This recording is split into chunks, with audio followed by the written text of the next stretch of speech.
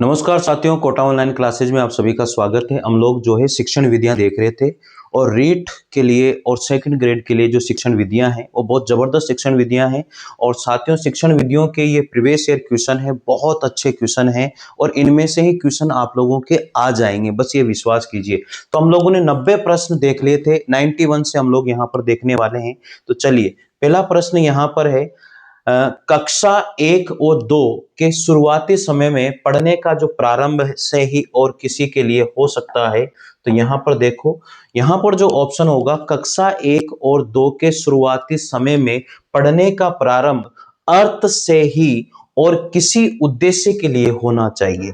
तो इन्होंने क्या बताया है कि कक्षा 1 और 2 के शुरुआती समय में पढ़ने का जो प्रारंभ है वो अर्थ से ही और किसी उद्देश्य के लिए होना चाहिए। तो बहुत अच्छी बात इन्होंने कही है और ये आपको पता होनी चाहिए। ठीक है, कर लोगे तो इसमें कौन सा ऑप्शन हो जाएगा? डी ऑप्शन इसका राइट हो जाएगा। अगला प्रश्न है, भाषा बाण में 92 नंबर का, भाषा कौशलों के संबंध में कौन सा कथन सही है? अब भाषा कौशलों के संबंध में कौन सा कथन सही है? भाषा के सभी कौशलों को नए सिरे से सिखाने की आवश्यकता होती है।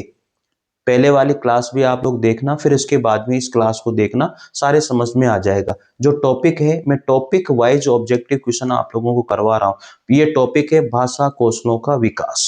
ठीक है, अब सोचिए उसके कितने क्वेश्चन मैंने करवा दिए हैं आप लोगों को। देखो, भाषा कौशलों के संबंध में कौन सा कथन सही है, सही पूछ रहा है। तो भाषा के सभी कौशलों को नए सिरे से सीखने की आवश्यकता होती है, ये तो सही इसका है ही नहीं। ठीक है, ये तो इसका सही है ही नहीं। चलिए आगे देखें, भाषा कौशल एक दूसरे से स्वतंत्र होते हैं, ये भी नहीं है। भाषा के चारों कौशल एक क्रम से सीखे जाते हैं, भाषा के कौशल अंतः संबंधित होते हैं। तो ये सबसे अच्छा उदाहरण है। जो भाषा के कौशल होते हैं वो क्या होते हैं? अंतः संबंधित होते हैं। ये यहाँ पर ऑप्शन राइट हो जाएगा। ठीक है, अगला प्रश्न आता है, भाषा 93 नंबर पर, भाषा सीखने का व्यवहारवादी दृष्टिकोण पर बल देता है। तो भाषा सीखने का जो व्यवहारवादी दृष्टिकोण है वो अनुकरण पर बल देता है। किसके ऊपर बल देता है? अनुकरण के ऊपर बल देता है। तो ये याद रखना, डी ऑप्शन हो जाएगा इसमें। 94 नंबर का उदाहरण है, निम्नलिखित में से कौन सा नियम पढ़ना सीखने में मुश्किल पैदा नहीं करता? कौन सा नियम है जो पढ़ना सीखने में मुश्किल पैदा नहीं करता है? देखो, बच्चों पर सावधानी पूर्वक पढ़ने के लिए जोर डालना, शब्द प्रति शब्द पढ़ते हुए गति को बढ़ाने का आग्रह करना, चित्र, संदर्भ और पूर्व अनुभवों के आधार पर अनुमान लगाते हुए पढ़ने का अवसर देना, यह सुनिश्चित करना कि ध्वनि के नियम सीखकर उन पर अमल किया जाए। तो यहाँ पर सी ऑप्शन क्या हो जाएगा? राइट हो जाएगा। चित्र, संदर्भ और पूर्व अनुभवों के आधार पर अनुमान लगाते हुए हमें क्या होना चाहिए? पढ़ने के अवसर देना चाहिए। तो बहुत अच्छा क्वेश्चन है, निम्नलिखित में से कौन सा नियम पढ़ना सीखने में मुश्किल पैदा नहीं करता है? तो ये नहीं करेगा, क्योंकि चित्र देख करके, संदर्भ, पूर्व अनुभव के आधार पर अनुमान लगाते हुए अगर पढ़ने के अवसर देते हैं तो वो हमें कोई भी परेशानी में नहीं डालेगा। अगला प्रश्न है 95 नंबर का, मौन वाचन की गति बढ़ाने के लिए क्या करना चाहिए? अब मौन वाचन की गति बढ़ाने के लिए क्या करना चाहिए? अर्थग्राह्यता में क्या होना चाहिए? त्वरिता होनी चाहिए। मौन वाचन की गति बढ़ाने के लिए क्या होना चाहिए? अर्थग्राह्यता में त्वरिता, यानी कि अर्थ हमारे जल्दी से समझ में आए तो मौन वाचन बहुत स्पीड से हो जाएगा। ठीक है, तो यहाँ पर हो गए 95 क्वेश्चन हो चुके हैं। अगला प्रश्न है 96 नंबर का प्रश्न है। तो 96 नंबर के प्रश्न को देखो, हस्तलिपि का खराब होना अधूरी पढ़ाई की निशानी है, किसने कहा है? हस्तलिपि का खराब होना अधूरी पढ़ाई की निशानी है, किसने कहा? स्वामी विवेकानंद ने, महात्मा गांधी ने, डॉक्टर राधाकृष्ण ने या मुदालिर ने? किसने कहा था?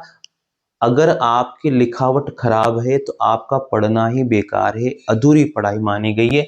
ऐसा कहने वाले कौन है? महात्मा गांधी रहे हैं साथियों। ठीक है, 97 नंबर का प्रश्न है, अध्यापक अभ्यास हेतु थोड़े से समय के लिए छोटे से समूह को चुनता है।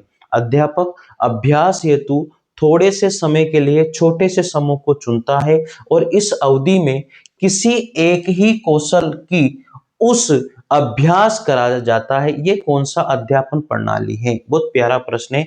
अध्यापक अभ्यास हेतु थोड़े से समय के लिए छोटे से समूह को क्या करता है? वो चुनता है और इस अवधि में किसी एक ही कौशल की उसे अभ्यास कराया जाता है।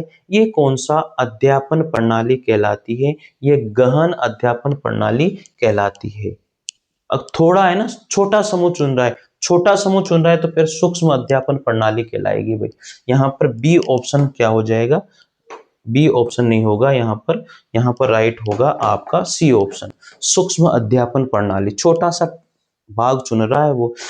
अगला 98 है, इस वाचन में पढ़ा गया अंश अधिक समय तक याद रहता है। कौन से वाचन में? ये तो आप सब जानते हो, मौन वाचन में पढ़ा हुआ जो भी अंश है वो अधिक समय तक क्या रहता है? याद रहता है। आंध्र प्रदेश के टेट में आया हुआ प्रश्न है, तो आप इसे याद कीजिएगा। चलिए अगला प्रश्न अब यहाँ पर आता है और अगला टॉपिक भी हम लोग शुरू कर रहे हैं। अगला टॉपिक है यहाँ पर भाषा शिक्षण विधियां। कौन सा टॉपिक है? भाषा शिक्षण विधियां, जो आप लोगों को ध्यान देना है। ठीक है ना भाई? तो भाषा शिक्षण की विधियों का जो टॉपिक है हम लोग अगले टॉपिक में ही शुरू करेंगे। मैं आपको बता दूं, अगर आपका कमेंट मेरे पास आता है कि सर अच्छे प्रश्न हैं और आप हमें करवा दीजिए, तो मैं फिर इसको करवाऊंगा, अन्यथा फिर मैं इन वीडियो को नहीं बनाऊंगा। ठीक है? क्योंकि जब मुझे रिस्पॉन्स ही नहीं मिलेगा, किसी को जरूरत ही नहीं है, तो फिर हम भी क्यों मेहनत करें? ये वाली बात है। तो भाषा शिक्षण की विधियों का जो टॉपिक है, इसके जो क्वेश्चन है, ये क्वेश्चन मैं आपके कमेंट के ऊपर ही करवाने वाला हूं। अगर आपका कमेंट आया कि सर पढ़ाइए सर अगर ये क्वेश्चन हमारे हो जाएंगे तो अच्छा रहेगा, तो ये सारे क्वेश्चन आप लोगों के लिए है। मेहनत आप बस कम से कम शेयर तो कीजिए, वीडियो को लाइक तो कीजिए यार, थोड़ा सा हमें भी तो उत्साह मिले ना, वीरस की भावना हमारे अंदर भी तो होनी चाहिए, तो जोश आ जाए हम। ठीक है ना? प्रसन्नता मिले, हर्ष मिले। तो ठीक है, इनको हम अगली क्लास में देखेंगे। धन्यवाद आपका आज के लिए। Thank you.